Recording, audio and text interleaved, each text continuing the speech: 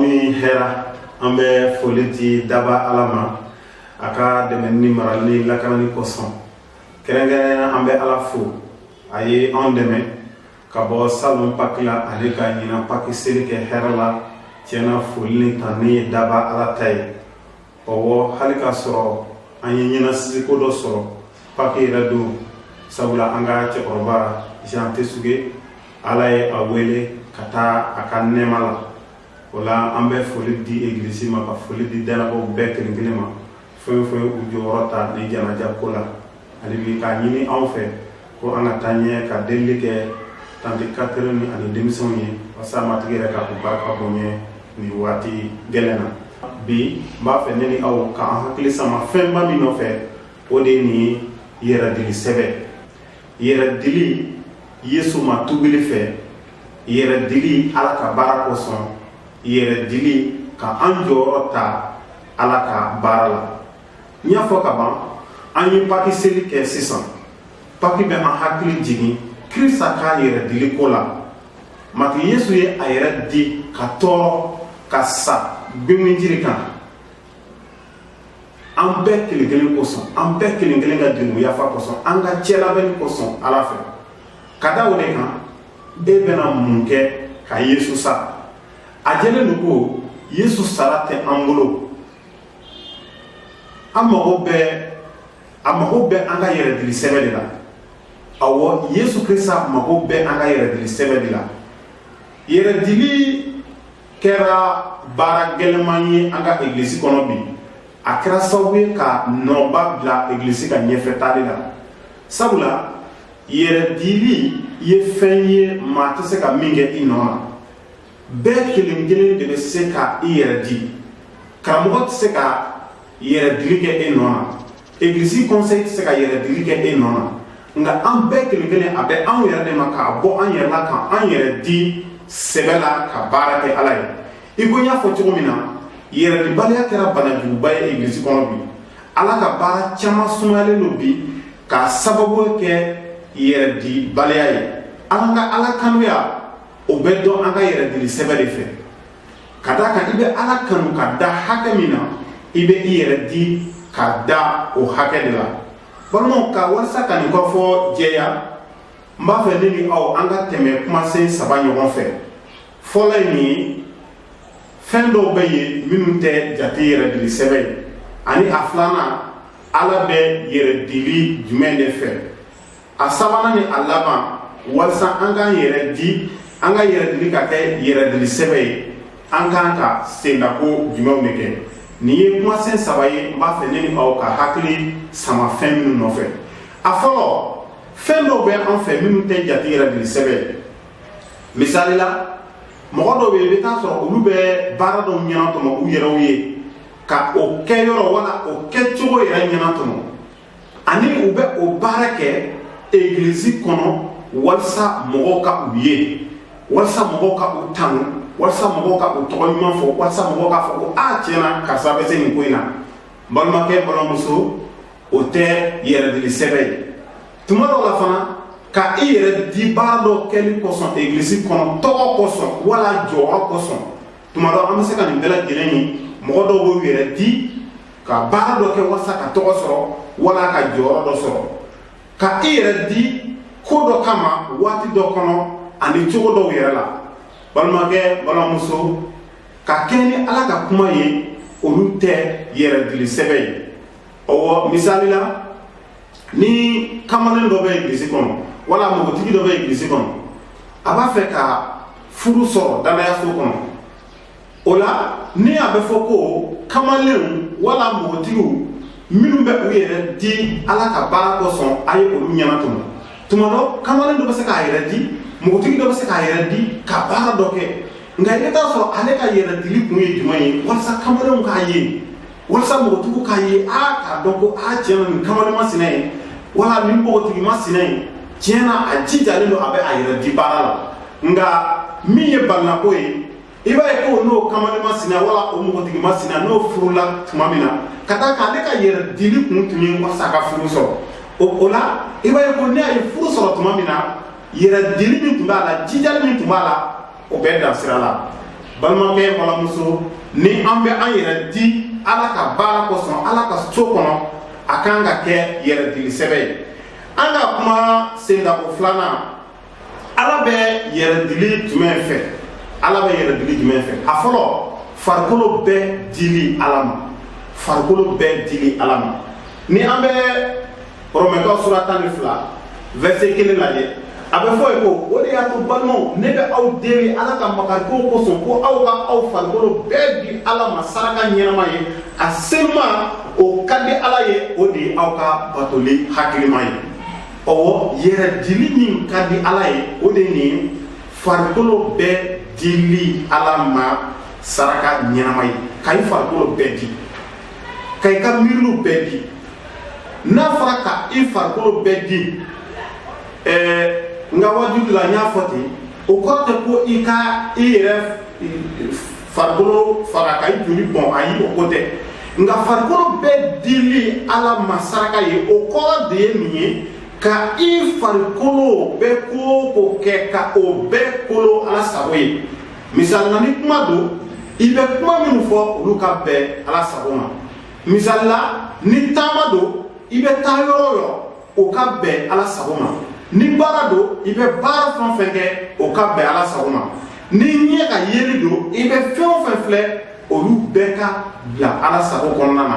o de ye farikolo bɛɛ dili ye ala ma ka farikolo bɛɛ di ala ma a fɛn filanan o ye cogo kɔrɔ yɛlɛmani ye hakili kurayali fɛ Rɔmɛkaw sura 12 verset 2 b'o fɔ aw kana aw ka kokɛtaw kɛ ni diɲɛ ka kokɛtaw ye nka aw cogo ka yɛlɛma aw hakili kurayali fɛ walisa ala sago ɲuman a duma a dafalen min ye aw ka o farafasi ɔwɔ ka an cogo yɛlɛma sani ka da Yesu la sani ka Yesu Kirisa nanu laminɛ a jɛlen don k'i tun bɛ cogo dɔ la Yesu Kirisa nanu laminɛnen kɔ i fɛ i ye hakili kura sɔrɔ i n'a fɔ kuranɛkaw kitabu b'a fɔ cogo min na i kɛra danfɛn kura ye ka da o de kan i cogo kan ka yɛlɛma ɔwɔ o bɛ i ka yɛrɛdili kɛ yɛrɛdili sɛbɛ ye a fɛn sabanan farikolo ni a negeko gengeni jiri la ni an b'a fɛ ka kɛ danabaw ye minnu yɛrɛ dilen don sɛbɛ la fɔ anw ka an farikolo ni a negeko genge jiri la i n'a fɔ Galasikaw kitabu b'a fɔ cogo min na sura 5 verset 24 ani verset 25 a sɛbɛnna ye ko minnu ye Kirisa Yesu ta ye olu ye farikolo ni a negeko ni a sɔgɔnako genge jiri la ka u faga an ɲɛnama don ni senu barika la o de kosɔn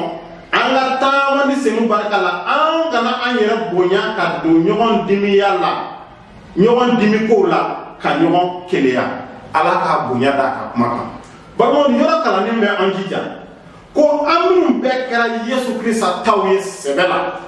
ni an ye an yɛrɛ di Yesu Kirisa ma sɛbɛ la wala ni an b'a fɛ ka an yɛrɛ di Yesu Kirisa ma sɛbɛ la ko anw ka kan ka farikolo ni a negeko ni a sagolako ka olu genge jiri la ka u faga o kɔrɔ ye nin ye ka ban u ma farikolo negeko fɛn o fɛn bɛ an na ni o bɛ ala ka kuma sɔsɔ anw kan ka ban olu bɛɛ ma anw kan ka an kɔ don olu bɛɛ lajɛlen na balimakɛ balimamuso ni o bɛ kɛ anw ka yɛrɛdili a bɛ kɛ yɛrɛdili sɛbɛ ye i n'a fɔ ala yɛrɛ bɛ a ɲini an fɛ cogo min na i n'a fɔ mati Yesu Kirisa bɛ a ɲini an fɛ cogo min na a fɛn naani na jɔyɔrɔ falen ni an bolo fɛnw ye ala ka baara ta fan fɛ ka an jɔyɔrɔ fa ni an bolo fɛnw ye ala ka so kɔnɔ n'i bɛ kuranɛkaw 2 sura 8 verset 1 ka se verset 5 ma n'i b'o kalan cidenbolo bɛ kuma egilizi dɔ ka yɛrɛdili ko la ni egilizi hali ka sɔrɔ u tun bɛ jate ko fangaba tɛw la se ta fan fɛ bolofɛn ta fan fɛ ko seba tɛw ye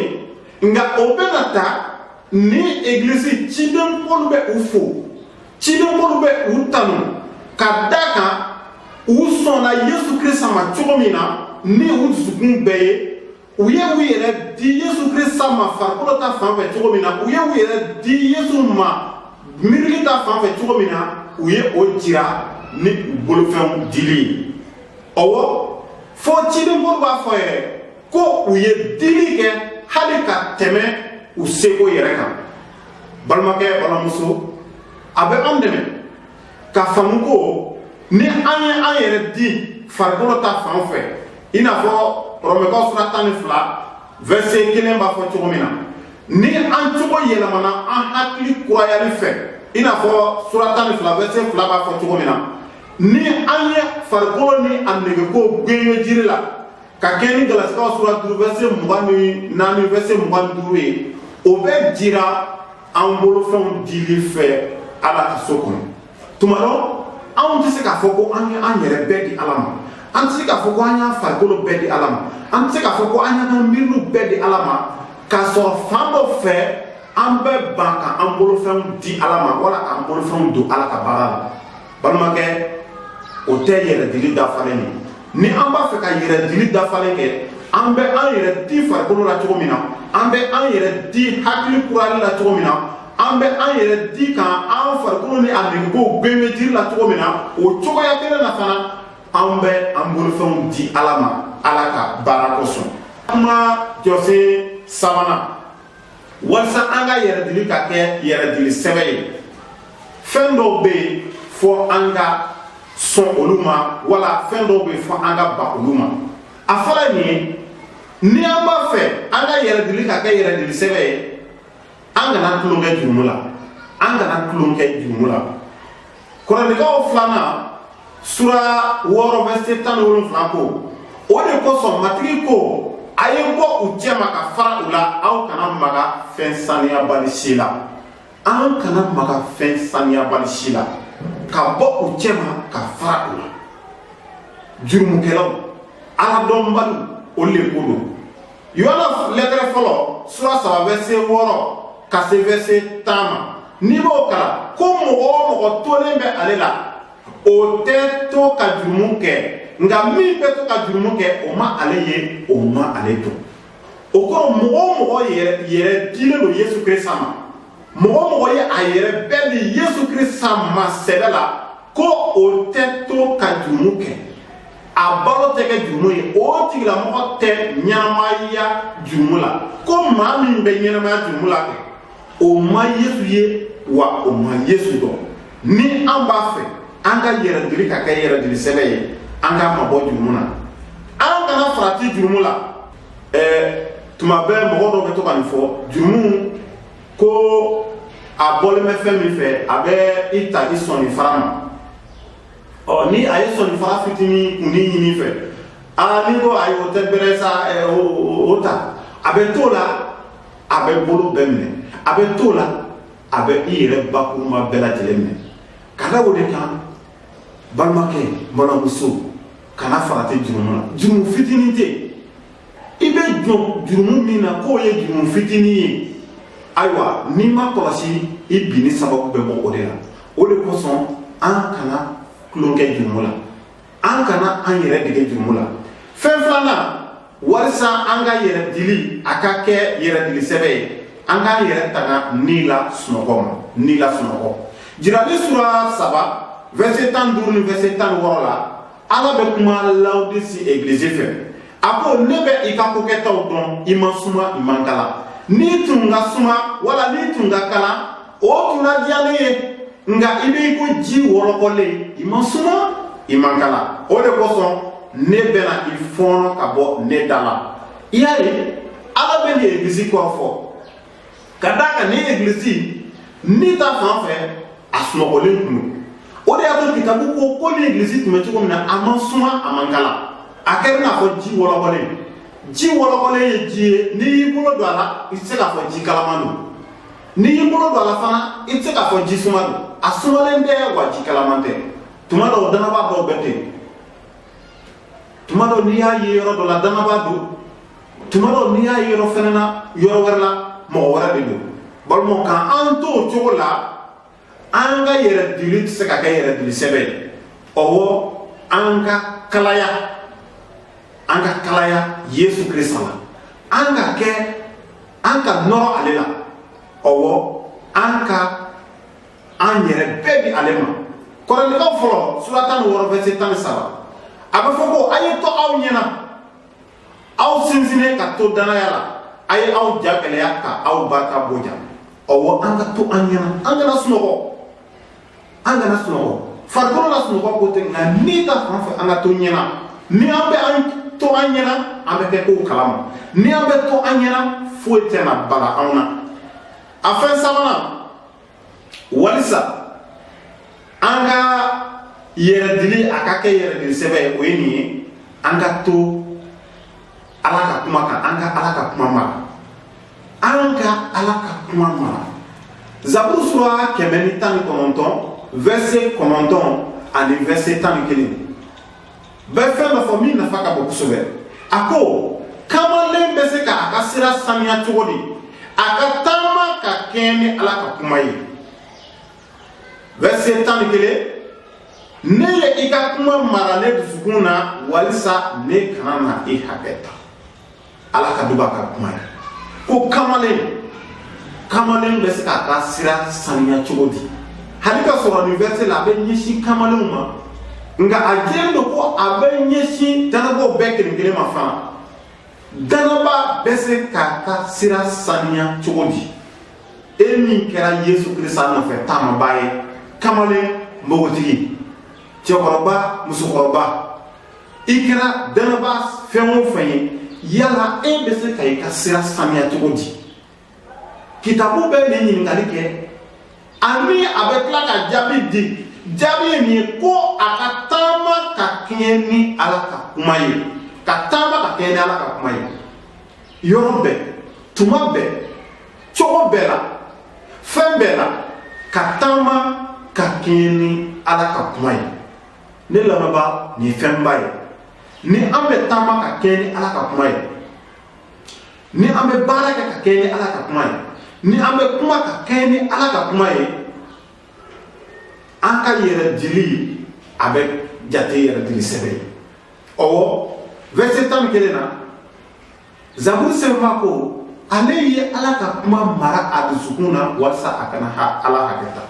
ale ye Ala ka kuma mara a dusukun na walasa a kana Ala hakɛta ɔwɔ Ala ka kuma dɔnniya Ala ka kuma marali an dusukun na Ala ka kuma bilali baara la o bɛ anw dɛmɛ walasa an kana Ala hakɛta ɔwɔ ni an b'a fɛ an ka yɛrɛ dili a ka kɛ yɛrɛ dili sɛbɛn ye an ka hakili to nin fɛn saba la an kana tulon kɛ jurumu la an kana tulon kɛ jurumu la jurumu fitinin tɛ yen bamananw b'a fɔ ten ko I bɛ jɔn tuuni dɔ la I sirifu bɛ bɔ a la o la kana tulon kɛ jurumu la a fɛn filanan an k'an yɛrɛ tanga ni la sunɔgɔ ma an k'an yɛrɛ tanga ni la sunɔgɔ ma an kana kɛ kɔnɔtɛ wara tɛ ye an kana kɛ kɔnɔtɛ wara tɛ ye tuma bɛ ye danaba ye tuma bɛ ti danaba ye an ka kɛ danaba ye sɛbɛ la a fɛn sabanan an ka to Ala ka kuma kan ka Ala ka kuma mara balimaw munna an kan ka an yɛrɛ di Ala ma sɛbɛ la Ala ka kuma bɛ jaabi dɔw di an ma wala ka sababu jɔnjɔn dɔw jira an na minnu bɛɛ kan ka e ani ne jija minnu bɛɛ kan ka e ani ne ɲɔni walasa an k'an yɛrɛ di Ala ma tuma bɛɛ ani ko bɛɛ lajɛlen na n'i bɛ Rɔmɛkaw sura 12 n'i bɛ o verset bɛɛ kalan fɛn caman bɛ fɔ sababu caman bɛ yen minnu bɛ an dɛmɛ walasa an ka an yɛrɛ di Ala ma a fɔlɔ Ala ye jo di an ma gansan Ala ka nɛɛma barika la danaya fɛ Ala ye jo di e ani ne ma gansan Ala ka nɛɛma barika la danaya fɛ Rɔmɛkaw sura 3 verset 24 Ala ye jo di an ma gansan an ma sanubɔ a ma waribɔ a fɛn filanan hɛrɛ donna an ni Ala cɛ Yesu Kirista danaya fɛ hɛrɛ donna an ni Ala cɛ Yesu Kirista danaya fɛ a sabanan jo dira an ma Yesu Kirista joli barika la jo dira an ma Yesu Kirista joli barika la an bɔra ka pakiseli kɛ sisan pakiseli bɛ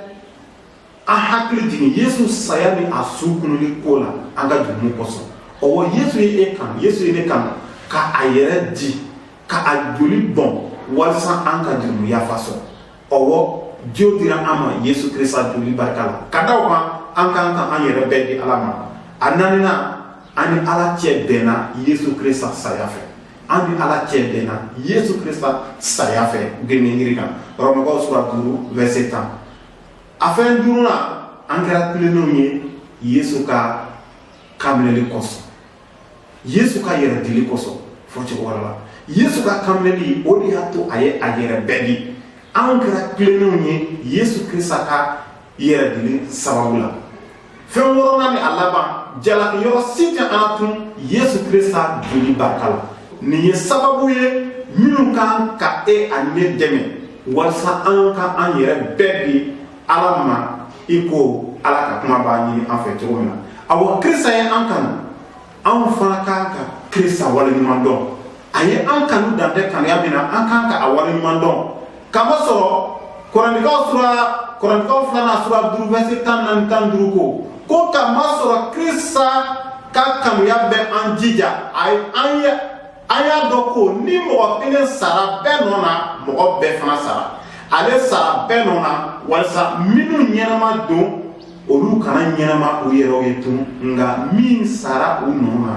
u ka ɲɛnamaya o de ye ɔwɔ ni mɔgɔ kelen sara bɛɛ nɔ na o ye Yesu Krista de ye Yesu Krista sara mɔgɔw bɛɛ nɔ na ko ale sara bɛɛ nɔ na walasa minnu ɲɛnama don ni u ye u ka limaniya da ale kan olu kana ɲɛnamaya u yɛrɛw ye tun nka u ka ɲɛnamaya Krista ye ɔwɔ e ne an ka ɲɛnamaya tɛ an yɛrɛ ta ye an ka ɲɛnamaya ye Krista de ta ye ka da o de kan an yɛrɛ bɛɛ di a ma an kan ka ɲɛnamaya ye an kan ka kuma a ye an kan ka baara kɛ a ye an kan ka fɛn bɛɛ kɛ a ye walasa a tɔgɔ ka kɔrɔta walima walasa ka kɔrɔfɔ kun cɛ Ala ye min kɛ e ani ne ye anw tɛ se ka o sara cogo si la Ala sara tɛ an bolo Yesu Krista sara tɛ an bolo nka a bɛ min ɲini an fɛ o de ye nin ye an ka an yɛrɛ bɛɛ di ale ma an ka an yɛrɛ bɛɛ di ale ma yala o kan ka gɛlɛya anw ma wa o kan ka gɛlɛya an ma ne ɲɛna o man ka gɛlɛya an ma sabu Ala ye fɛn bɛɛ kɛ an ye